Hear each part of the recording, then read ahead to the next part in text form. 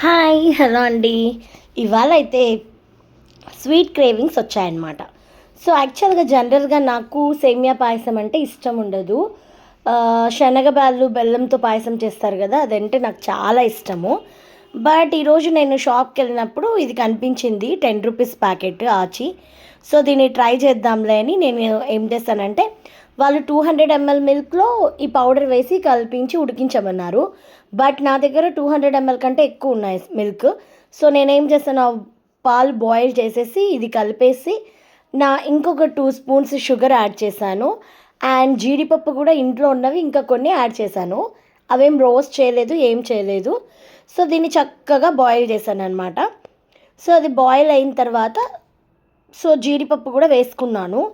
So ఏంటంటే యాక్చువల్గా అప్పటికప్పటికి తినాలి అనుకున్నప్పుడు, అంటే ఎవ్వరు లేరు, మనం ఒక్కరిలోనే ఉన్నాం, మన ఒక్కరి కోసమే అన్నప్పుడు ఇది చాలా బెస్ట్ ఆప్షన్ స్వీట్ క్రేవింగ్ తగ్గడంకి.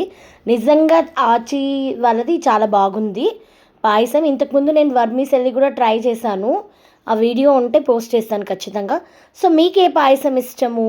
బెల్లం పాయసం ఇష్టమా, సేమియా పాయసం ఇష్టమా? సో ఏ పాయసం ఇష్టమో ఒకసారి కమెంట్ బాక్స్లో కమెంట్ చేయండి.